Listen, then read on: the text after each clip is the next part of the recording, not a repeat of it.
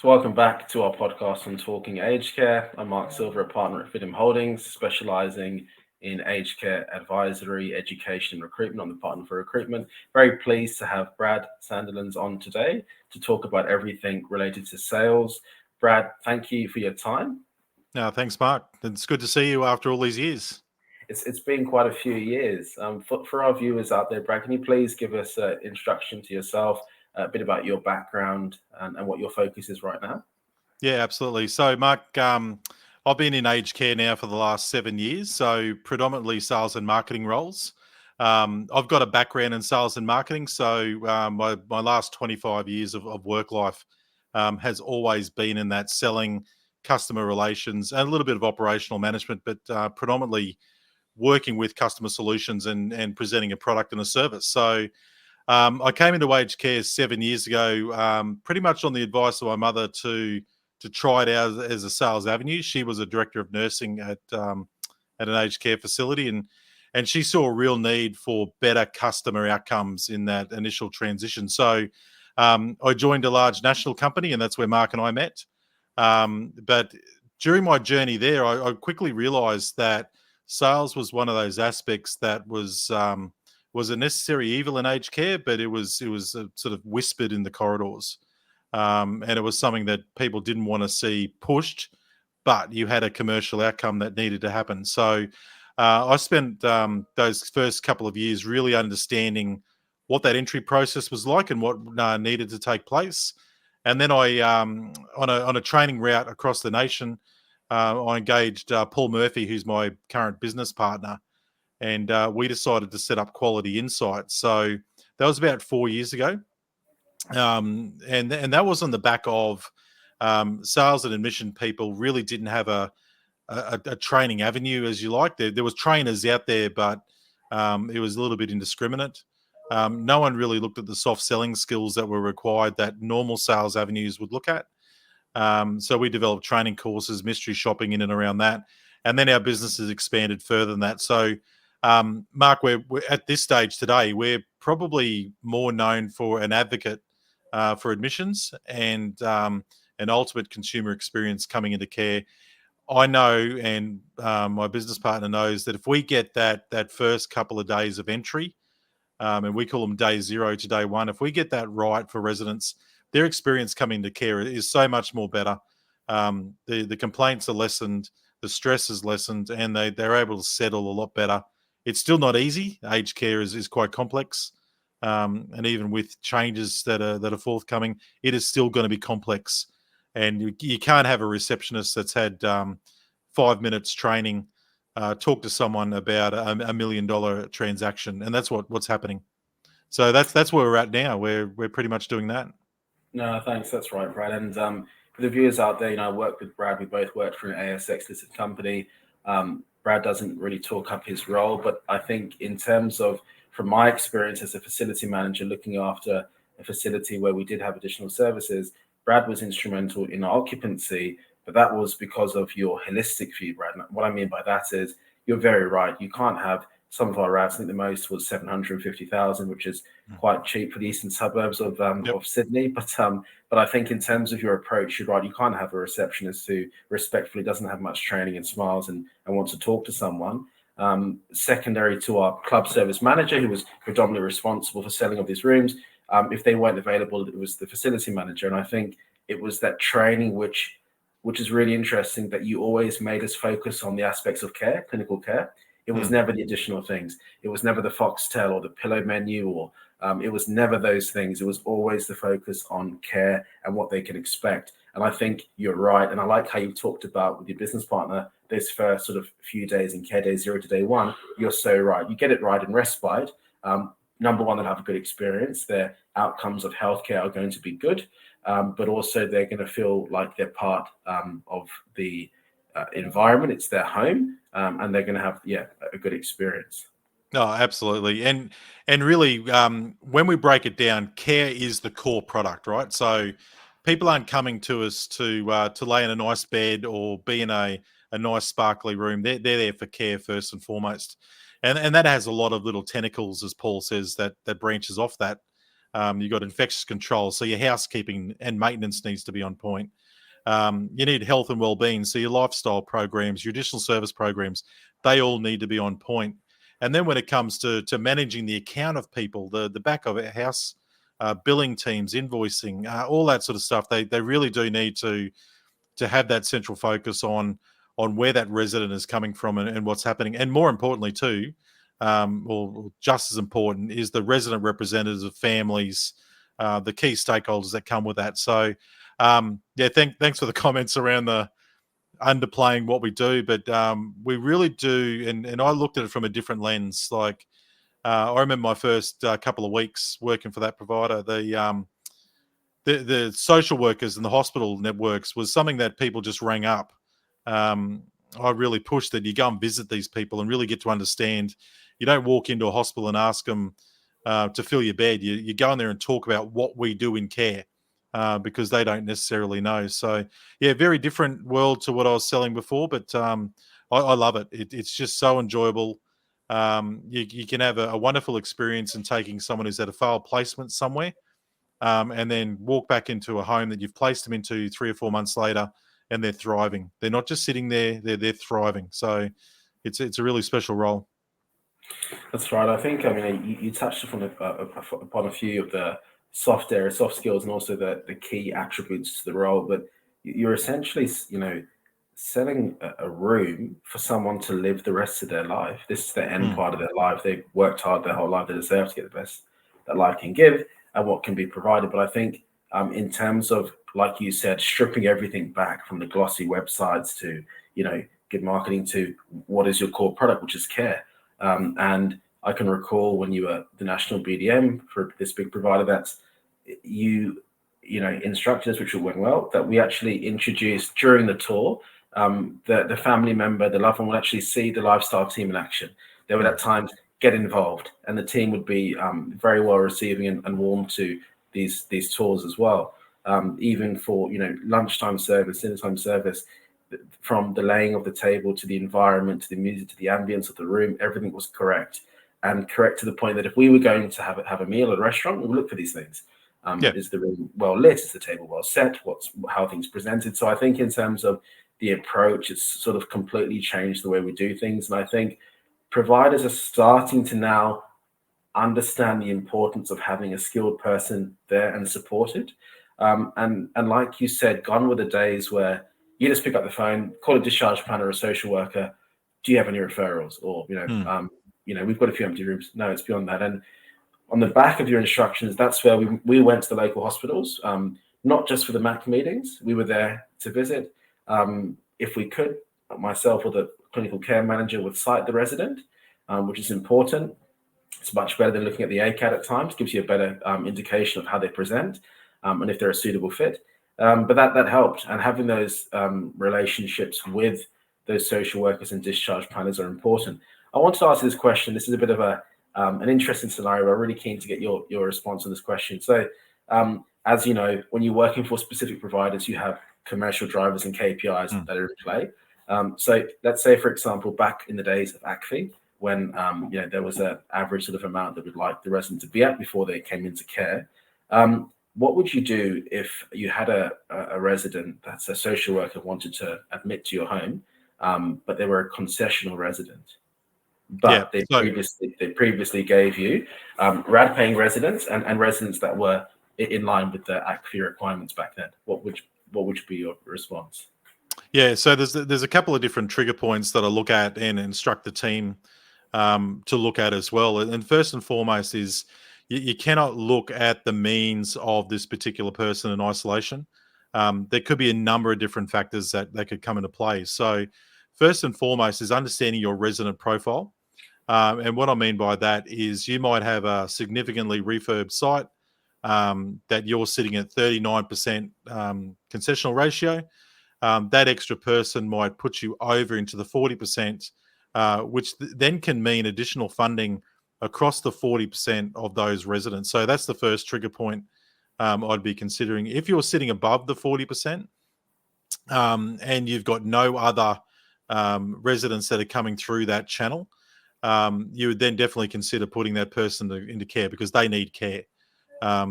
We are a network and a provision that our stock turns over. And I don't want to be cold around that, Mark, but as you know, you could be with a full house. The next day you could have someone who's passed, and it can happen just like that. So you never knock back those residents that could be put into play. If you've got the scenario where Hospital X has sent a person, you've also got someone from community that's a RAD payer, you then may consider from a commercial outcome which resident is best to put in. And always bring it back to the clinical decision around what's the behaviour set, like what are the clinical outcomes that have come out of it. That person who's fully supported, I like to call them low means, moderate means, high means, but that person who's low means, they might have a higher AN-ACC. So the new funding that's come through, they might have a higher AN-ACC than the RAD payer coming through. You might have the care staff on the floor, so you need someone with a lower AN-ACC to help fit that. So there's quite a number of considerations just outside the commercial ones, but yeah, you're still running commercial businesses. And I think from the days of ACFI to where we are now with AN-ACC, resident profiling, understanding your resident mix is more important than ever before. Hospitals are full, Mark. Like I know in New South Wales you'd have similar issues than Queensland, but Queensland hospitals have never been as full as they've been before. So finding a resident out of a hospital network is not hard. Finding the right resident for the bed you have is a little bit more harder. So you've got to really have a couple of different hats on when you're considering that person coming to care. But I always like to think that as humans and from a moral point of view, we're making the right decision based around a number of different outcomes other than commercial. No, I think you're right, bro. I think you've hit the nail on the head there. And I guess the most importantly being, clinical outcomes, are they a right fit for the facility, number one? And you made a point there that don't discount someone because they're necessarily concessional.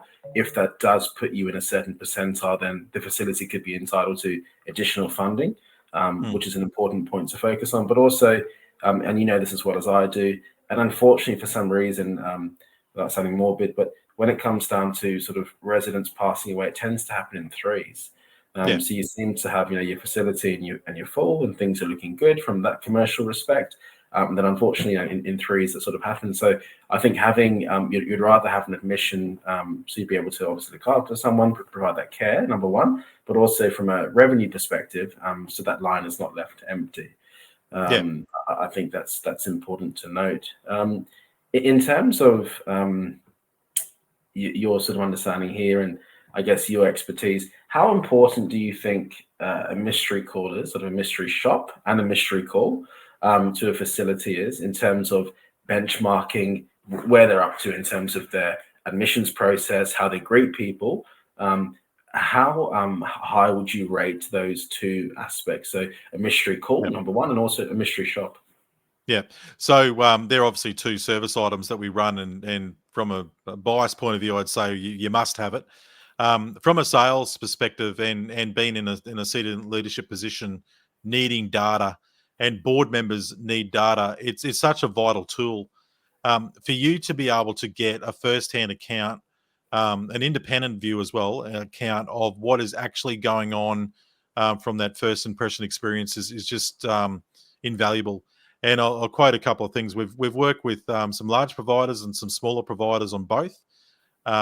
We had one major provider where we'd done 2 sets of calls on their homes. 35% of their homes on both occasions didn't answer the phone. It just rang out on multiple occasions. This provider was struggling with occupancy.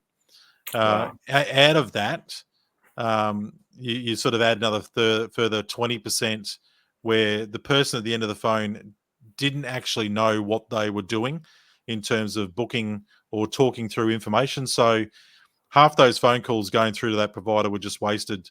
That data is invaluable to that provider because then they can work out what's going on. They can make decisions around, do they need to have a better central call team? Do they need to upskill their staff members? What's going on those homes that the phone was just ringing out? So there's a couple of different data points. When we do mystery calls, we don't do them after hours unless we're requested. So it's typically during office hours when you would expect someone to ring. Okay. On a mystery tour, we have quite a number of touch points we look at. Our operatives don't go in there and lead the discussion, but we certainly ask questions to help the person at the other end. But what you typically find out of that is and there's some very good ones too, Mark. So we've had some sensational tours. Those that haven't quite hit the mark, you could tell they were just throwing into it.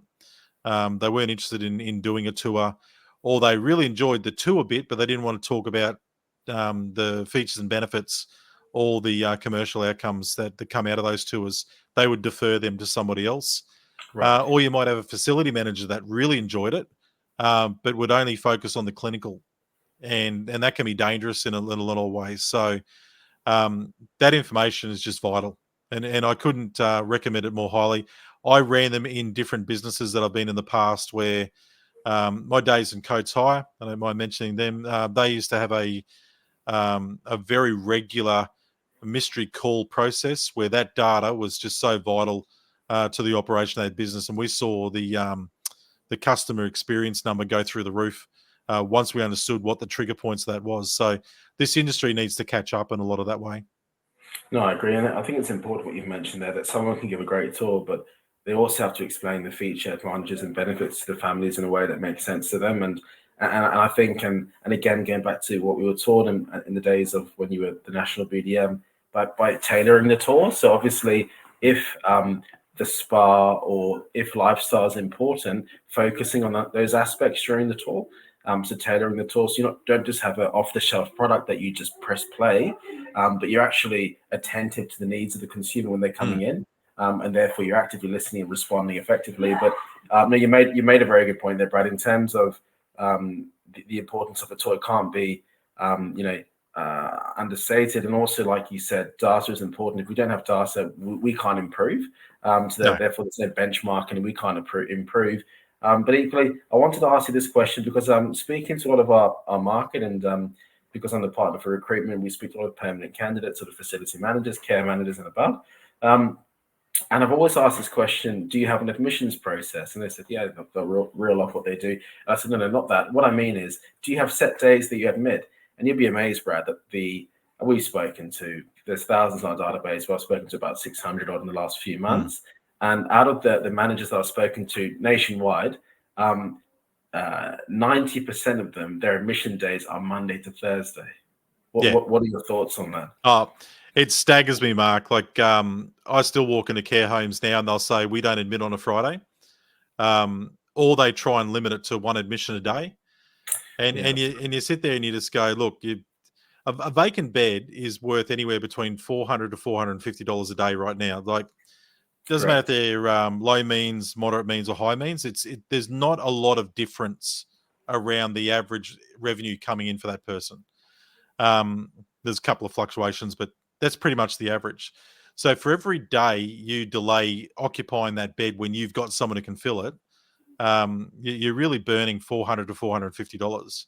I've come across providers who will only admit on a Tuesday, Wednesday, Thursday. Because they don't want to ruin their Monday with the new resident coming through. And I sort of get the Friday, like your weekend staff, you don't have management staff on. But if you've done your clinical assessment properly, you should be able to brief people pretty well. And that's what I talk to care homes about. And in the past, I've had numerous discussions with facility managers, asking them why won't you admit on this day? And most of the time, it comes down to a resource or a skill-based issue, which can be easily overcome. Like all the providers out there have support levels. I bet if you asked the managers of those facility managers, did they think there was a special admissions day or non-admissions day, that senior leadership team would say, no, we can admit 5 days a week. In fact, we could probably do some on the weekend. So there's a huge disconnect between what happens at a care home and what happens at the senior leadership team and then the board level when it comes to that sort of stuff. That's right. I think it's important that you've mentioned. I mean, that's huge. You look at 4 to 450 a day. That's massive when you look at the vacant beds. But I think I think personally the reason or the objections to not admitting on Friday or the weekend is through fear of the unknown. And The sort of common objections were, oh, well, Mark, we're not sure whether the GP will come. The GP will definitely come. There's out of hours GPs. So yes, policy, GP needs to come in the first 24 hours, assess the resident, review the resident, and chart medication. They will always do that. So that's not an issue.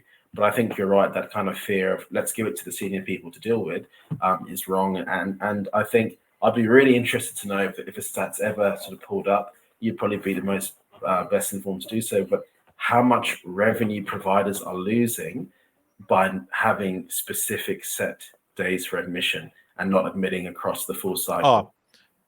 It would probably solve some of these people that are running at a loss. Like it'd probably solve their issue around that. And I don't want to overplay that by any stretch, but they really do have issues around. Like one day lost, they might think, okay, that's one day in isolation. That happens 2 or 3 times a month. That builds up pretty quickly. You all of a sudden you're at 20 to 30 days at the end of the year by that amount. It's just staggering. And it's not only that, you'll find there are other policies and procedures that they're not following through on when it comes to admission processes as well. So it comes back to the systemic problem that the admissions channel and the sales channel in aged care is just it's a byproduct thing. It's something they just have to have in the background working. It's not something that a lot of providers have got a strategic direction on. You've got a few out there that have got sales and marketing managers in their senior leadership teams, but predominantly they don't. They report well down the chain, and it does create an issue for them. No, that's right. I think also that they're not really aware of their data, Brad. Like I remember when you came to the helm and you were looking after nationally all the sites, that you introduced Power BI. So we had that app on our phone, and as FMs we could see what our occupied RAD pool was. How many days. It was really good data. It was good to see. But also it's better than just saying you've got 7 vacant beds. It meant so much more. And it also helped us when we were doing our end of month reports, reporting on our P&L at a more higher level as to why, for example, certain things were where they were. Yeah. I'll bring it back to as well, Mark. It's respect for the facility manager. So the facility manager is entrusted to run big businesses. If you're in a care home of 100 beds, you've probably got 120 odd staff. You're looking after 100 residents, 100 sets of families. Your income and turnover is probably quite substantial compared to other medium-sized businesses. So you've got a big job, and you can't do your job without the information. And I can't take full credit on Power BI, but we're certainly advocated for data flowing through from CRMs into those systems. So when the facility manager is asked why, it comes from a good place. It's not a trying to make them look silly or anything like that. So it's just to go back and reflect on why are we making this decision? Where's the basis of it coming from? Because it might need a bit of reflection.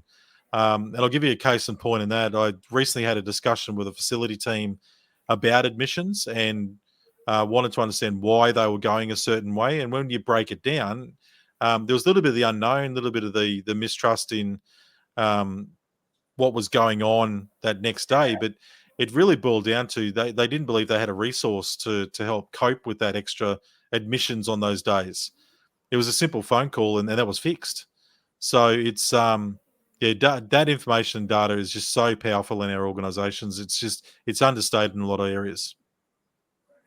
No, you're right. And I think, even looking back to not understanding your data, not giving you those sort of pathways to move forward, because even, and again, in terms of how a site operates, it's not good enough to say that you've invested in SEO. That's more of a national level sort of kind of spend or a consideration in the budget.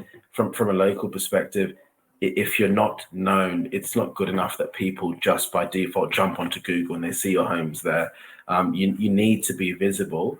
But if you had to give, 3 or 4 top sort of recommendations from a, I guess, local area marketing awareness perspective to providers, what would you tell them? Hey, listen, this is what your teams need to be doing or consider doing to actually get some traction, which, as you know, doesn't happen overnight. It's a process. Yeah. But what sort of tips would you give to providers, Brad, in that respect? First and foremost, you need to know your social workers local to the area, the local hospital. And I'm not talking about over the phone. I'm talking about face-to-face and educating them on what you do as a provider. what we've found is once they understand that, you'll be first phone call coming through. You'll also get a really good understanding of what the type of patient flow they're getting and what the pressures they're having. And then you take that information and you've got to disseminate that through your business. So the facility manager, if there's an area or operations manager involved as well, you make sure that everyone understands that information coming through. The second part of what's really important is what's the local community actually up to and doing. Do a bit of research on what is happening. I've been to homes that are in quite young areas where you've got lots of kids and families and so forth. Well, what are those areas you can tap into? So whether or not it's a local sporting club, you will find that grandparents will come to those kids' events. So how can you jump onto those type of things? They usually have fates, expos. I couldn't tell you the hours I've sat at school fate or different expos just talking about the brand and what we do as a provider. No leads out of it, but it just heightens the brand and what you do. And the other thing I'd do is I would clue up the staff. Okay. Those 120 staff, they will do barbecue pitches and Yes. discussions with everyone they know. Now, there is a bit of thing like your previous home, a lot of your staff would have travelled, so they don't live in the area, and I get Correct. that. But you'll have staff that interact in the local community. They might be on the buses, they might be in the local shops, and that's when you have those conversations. So really cluing up the staff as to what you do. Additional service programs is a really good one.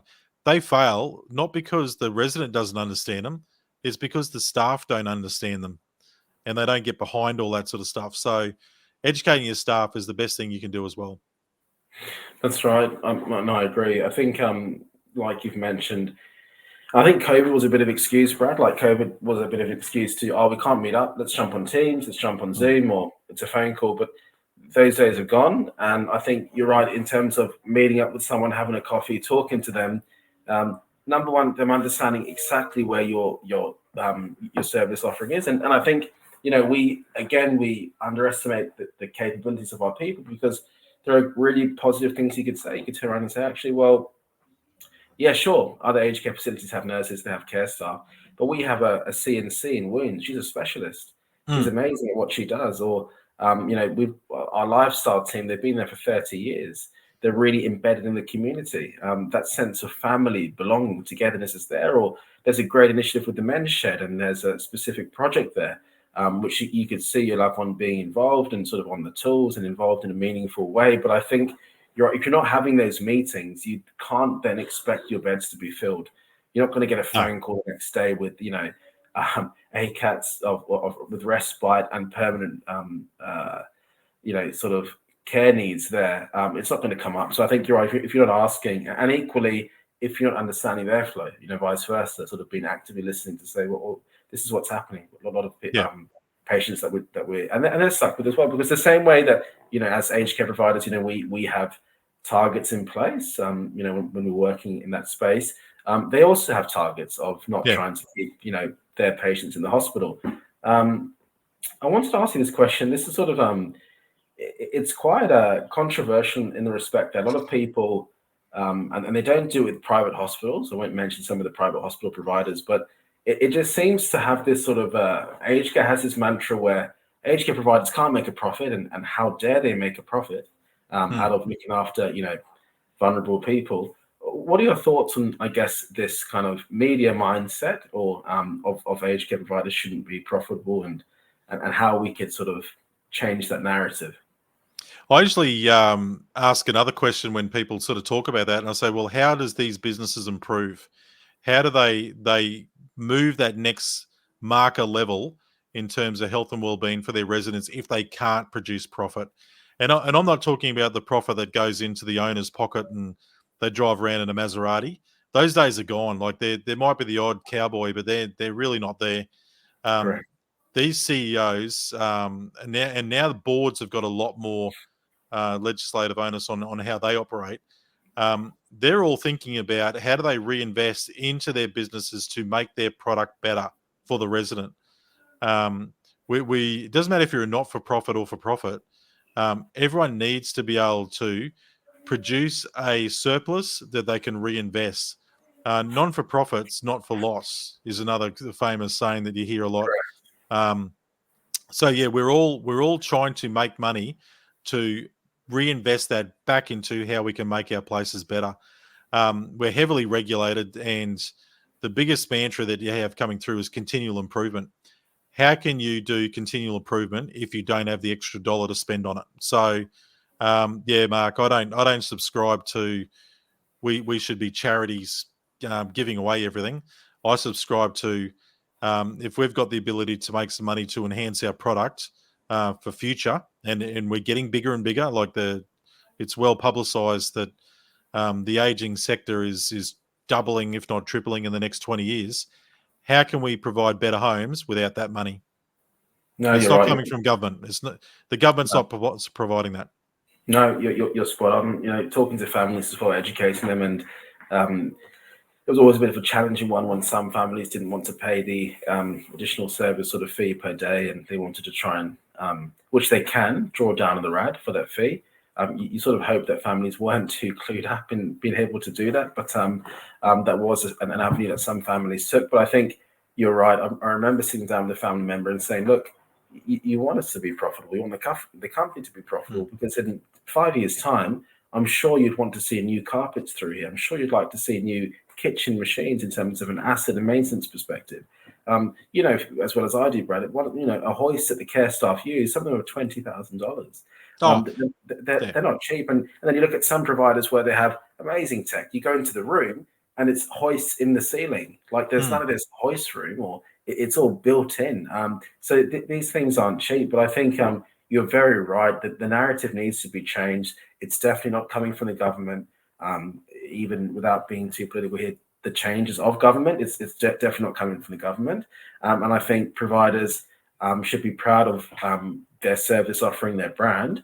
And you're right, the days of the high-end sports cars driving around, they're sort of now a bit of folklore, I think, because now the reality is investing back into the facilities and at the moment investing into to workforce, because we did a poll actually yesterday, Brad, and I wanted to get your thoughts on this and get your perspective on someone who has put someone in care as well. But I just wanted to get your perspective on this question. And the reason why we asked this question, we wanted to get an understanding of people's thought process. But the question was, it was a poll on what would you do in terms of choosing an aged care facility for a loved one? What matters the most? And the options were the cost of the RAD, staff to resident ratio, star rating of the location.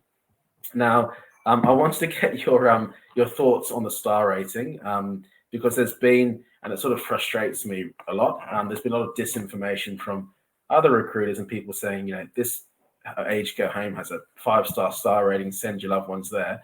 It's obviously not the case when you look behind that front page. What are your thoughts on the star rating, Brad? Waste of money and waste of time, to be quite frank. Like, there's a couple of people that regularly post on LinkedIn, and there's one particular gentleman that is really forthright about that the star rating is a farce, and I don't disagree. There's been numerous evidence to show that a home at 4 stars has a sanction or a non-compliance in the background that should have removed that 4-star rating. I don't think the government's got it right in terms of the mechanisms that run that. Like they try and explain the algorithm, but I think they still struggle with the algorithm, how it works out. Any of those sort of self-generated or self-reporting star rating bits are flawed as well. So yeah, Mark, I from a basic output, I just think it's a waste of time. I would have probably heard in the last 1,000 entries into care, I might have heard someone reference it maybe 3 times. Like, try and find it. It's not easy to find star ratings of a care home through the system either. So the market's not talking about it. So why are we doing it? No, I think you're right, Brad. I think when we talk about the star ratings and my thoughts exactly, I know I guess this individual who's posting on LinkedIn, and I totally support what he's saying. It's a joke. And I think it's also sort of gaslighting the public, because they're not really too aware of what this is. And I don't know whose idea it was to bring this kind of TripAdvisor approach to aged care with a star rating, but it's not appropriate given there's so many facets in place. And you just made a No. point that, you can get 4 stars and have a sanction in place. That doesn't make any sense at all. But I think in terms of that, it's sort of, and you just mentioned you can't even find it's not easy to find what the star rating is. So it's almost redundant in terms of it being a metric that people use to measure the quality of a home. Oh no, and it's like, sorry, I just one last point on that. It's even down to the questions they ask, Mark. So we do quality indicator surveys on behalf of providers, and one of the questions is in and around, could you rate how your loved one's health and well-being is in care? Are they enjoying the care? No, they hate care. They're bedbound. They don't want to be there. That's a 1 star, 1 tick from them. Correct. How is that a subjective view on that care home and how they're providing care? They could be providing wonderful, supporting, loving care to that person.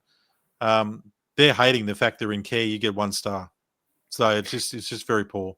Yeah. No, you're right. And even there, where you just mentioned some of the quality metrics there, again, anything that's subjective can be tailored in a way that's going to put the facility in a positive light. I can remember when it came down to accreditation, you would show the assessors the call bell times for anything over half an hour. Of course, there wouldn't be anything over half an hour or very little, but you wouldn't show them the ones that were 0 to 10 minutes, which would be multiple. So it's, I guess, how the data is skewed. And even there are different audits out there, and I've seen the way that providers ask the questions. They're fishing for a certain response or answer. So it's not really indicative of what things are there. What's your sort of advice and I guess your scope in terms of your organization now where, and I guess answers to providers who are looking for good talent? And we have recruited some club services managers, people who look after, I guess, that aspect. But what would be your tips to providers who have really good people that have been there for some time? They're looking to transition into the role where they're predominantly sales facing, they're in charge of, that occupancy side and selling of the rooms. Do you have a sort of sales process that you could take someone who's completely green and give them the resources to be able to perform and to sell effectively the home? Yeah. First and foremost is, has that person got the willingness to want to connect with people and talk to people?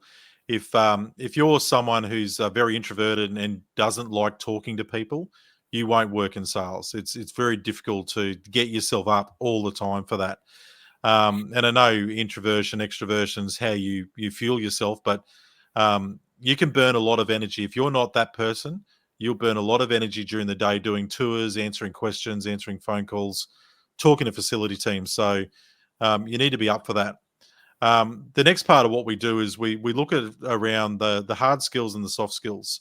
The information bit is actually quite easy to embed with somebody. So I'm talking about fees and charges, the contractual and legislative requirements, the aspects of care, talking through the features and benefits. You can train all that stuff quite easily to someone who's receptive to all that sort of stuff. The soft selling skills are a little bit slower, but they've got to be repetitive and you've got to have someone who knows how to talk it through. So we focus on a couple of different areas. So we focus on non-verbal communication, and it is about body language and tonality, but we really try to get people to understand how they present, particularly in this time of need. Like, it's the worst day of someone's life doing a tour and coming into care. And That's typically right. it's the worst day of the family's life as well. That's right. Emotionally, Yeah, yeah. Right. yeah, and you would have seen it. You've got mum sitting in the corner that like she's got a face on her that you didn't want to see ever again, and daughter's crying in the corner, and son's sitting there with a hand in heads, not knowing what to do. It's quite a taxing time. So you've got to be able to communicate with these people effectively. We also take people through learning, how people learn, and that's vital because who shops for aged care every day? I reckon most people would put no more than 2 loved ones into care in their lifetime. So it's something you don't necessarily understand and pick up straight away. So if you've got the ability to pick up how someone learns, so visually, auditory, kinesthetic, read, write, learning, if you understand how they learn, you can get that information into them better and quicker. And we also talk through how personality can affect communication. when I talk to salespeople, I give them a lot of processes that they have in the back of their mind that they can step through as they're taking people through that journey. So, as you referenced before, it's about a tailored approach to that person. It's not a Mickey Mouse mystery tour. That's right. It's about picking up on these things and talking through it. So I always tell anyone entering into aged carers in that admissions space, it will take you a good 6 months to start really developing your style. So the provider needs to be a little bit patient. They need to provide good, solid training, consistent training. But the person themselves also doesn't need to beat themselves up. There would be, I don't know, Mark, there's probably 500,000 different scenarios we've seen of people finances, clinical care, family, when where they've come from, their ethnicity, all that sort of stuff. When you start adding all that to the melting pot, you will see something different every day. So you've got to be able to be flexible and react to that as you see it in front of you. Quite often, I've sat in these meetings, and you've got family dynamics that you don't want in your care home. That's right. You can see that's going to cause an issue. So how do you navigate that? You've also got to keep in mind that might not be them. That might be just the moment. So, That's right. yeah, my advice to anyone looking at coming into care, there's a lot of aspects, a lot of spinning plates. You've got to be able to think on your feet. You've got to be able to be receptive to taking in information. You've got to seek feedback. As hard as it sounds, you need to accept feedback. If you've had a poor tour, that's a learning opportunity. That's not a beat up. That's That's you right. know what, I probably could have said that differently or done That's that right. differently. Yeah. Correct. What's your So that's advice? what I'd say. Yeah. No, thanks, Brad. I think you gave a lot of valid points there, especially even, I guess, that's kind of psychometric testing, but just even very initial. If you're an introvert person, you don't like talking to people, wrong job. It Yeah. really is the wrong job. Because I like to call it a blended role, but if you are responsible for the touring and occupancy, you may end up doing that kind of additional services, extra service manager role, whereby you may be asked to push a trolley as well in the home, offer residents, alcoholic, non-alcoholic drink at certain times. You may be asked to attend certain functions in the community as well. It's not a desk job. It really isn't. You have to be out and about and doing things that are going to be in your best interest. So you're very right. What's your advice to FMs out there who are looking to see what their competitors are doing, and they want to go and sort of, either tour or have a look at their home? What's your advice there? I'd be quite transparent. So you'll have some in the market that are closed doors and they don't want to see people through. But I've welcomed competitors into care homes every day. In fact, we've toured a couple of CEOs in a care home provider we work with quite carefully or closely. There's no guarded secrets. I mean, this industry is pretty open. You Correct. don't charge any different than anyone else. Your advertised room rates are advertised. That's right. So there's not a lot of secrets there. It's about being transparent. So I'd actually contact local care homes, introduce yourself, because what will happen from there, Mark, too, is if you build up that network, they might have someone that they can't cater for or they're full. They'll give you a call and they'll say, hey, I can't look after, or we can't accept this person. We're full. Do you have a vacancy? So it's a good source of other people or other occupants coming through. It's a good network to have. There's nothing wrong in understanding what's going on in your area. If you've got 5 care homes within a 2-kilometre radius, yes, you're in competition from a certain aspect, but you're actually all there to provide care. So if you can work in together with each other, it's better outcome for the resident coming through your door.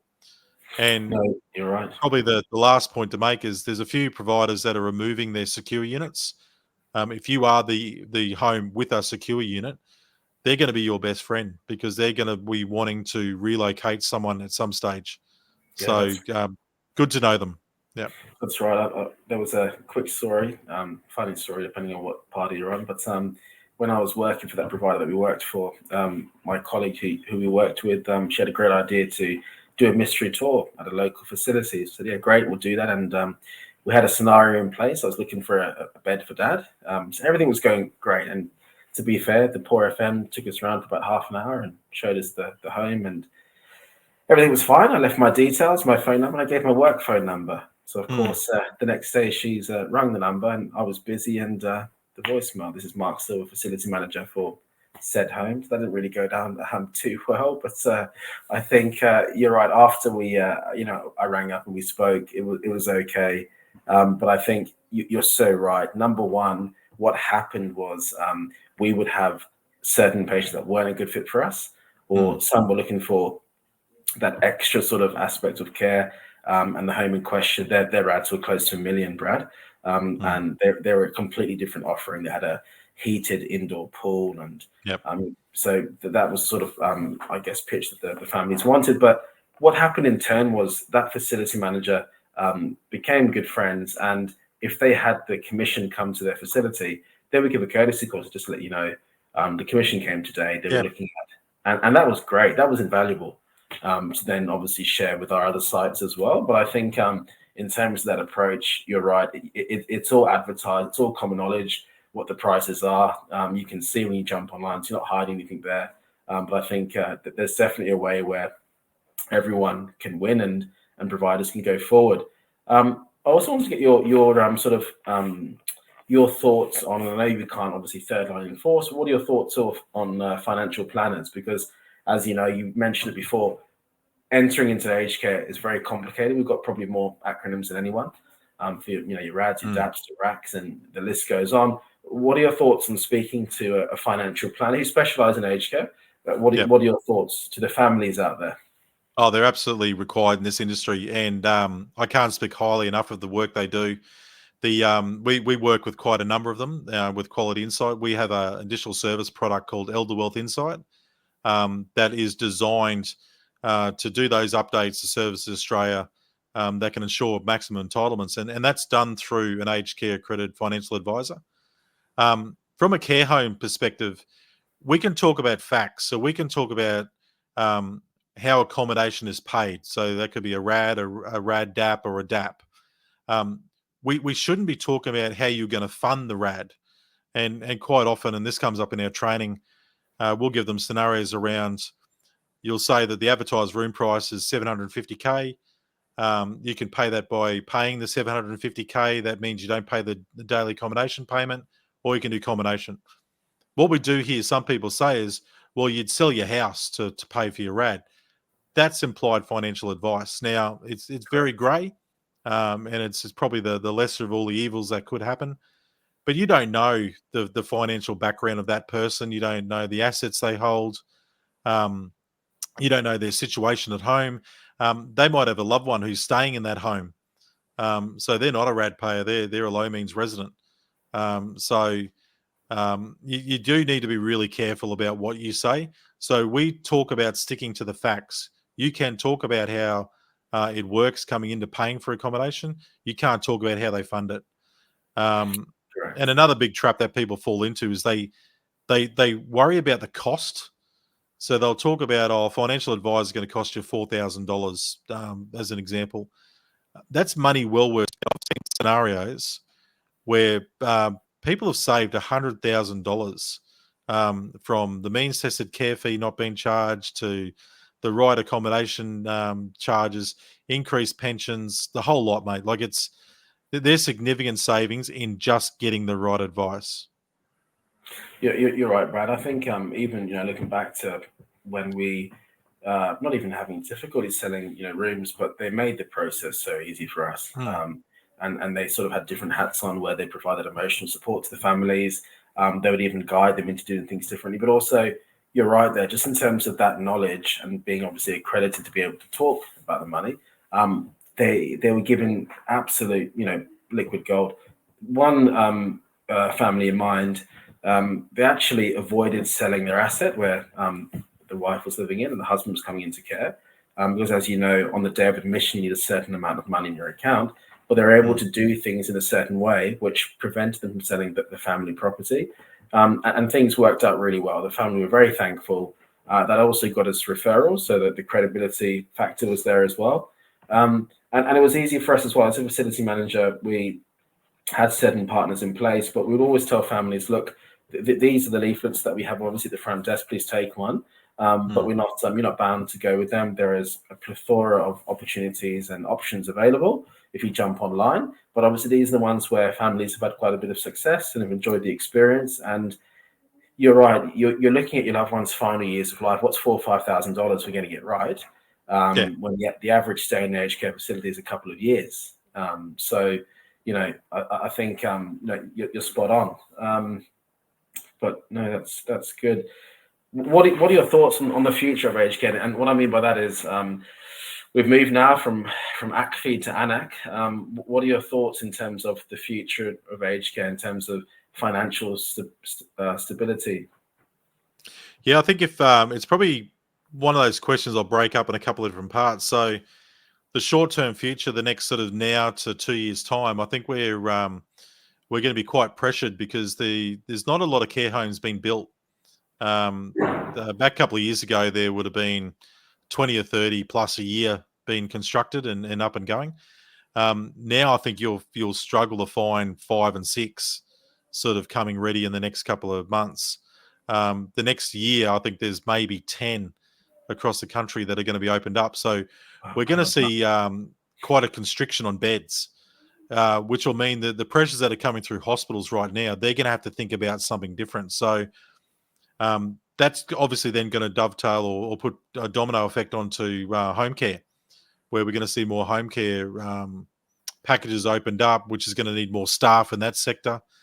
So the short-term view is we're going to see pressures on beds. As you would have known through recruitment, we're seeing big pressure around staffing now.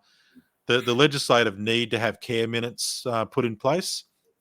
I won't talk about the why on that, but the outcome to that is you've got agency providers to aged care that are making $1 squillion. You're seeing the market pretty much been able to dictate what they want in terms of wage and salary, which is not a bad thing because it's been well underfunded for a long time for some people. But yeah, you're seeing fluctuations in that. I think we're going to struggle to get the right staffing mix until we start investing into the school-based levels. And I work with a couple of providers that are heavily involved in school-based traineeships, bringing school kids through to show them what aged care is about, working with universities, working with TAFE colleges. As an industry, we need to really invest more heavily in those areas to bring younger people through into aged care as a career. Without that, we won't sustain the next 20 to 25 years. There's a market for immigrant labour, but that's only got so much in it. We saw a couple of years ago, I think APRA were talking about not wanting to register anyone out of the Philippines or Vietnam because they needed their nurses back there. Correct. I'm not sure that's still relevant now, but I mean, that could come back through again because these countries need their clinical staff as well. So we're going to have to look at those strategies to improve how we're growing our own, if you like, in terms of bringing them into the sector.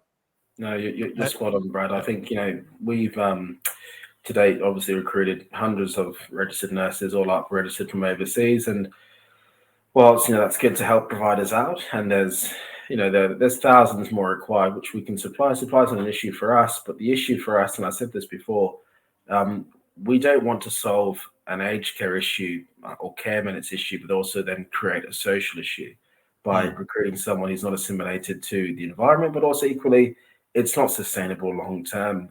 You're very right. If we're not doing something organically here, we've got things wrong. And I think the problem precedes even me being on this earth, but I think the problem was back, sort of 40 years ago, where it was pretty good getting a nurse from the UK or for Ireland to come over here, and they'd come over and get married to an Australian and live happily ever after. That was great, but no one thought that, hang on a second, if we're looking to recruit, back then there was a big issue, and that's just compounded over the years where aged care, unfortunately, to some clinicians, myself being one, not wanting to work in the sector, but I've always wanted to be in aged care. But a lot of nurses out there, they want to go to the hospital, they want to go to ICU and be where it's all about. But I think that attraction point, and you're spot on, bringing school kids through, having work placements, partnering with TAFEs, with universities, having that opportunity. But also, Brad, I think we forget because we don't show everyone the full picture. What I mean is the trailer for aged care is very short, and it's not reflective of what you can do or potentially what you can earn. Because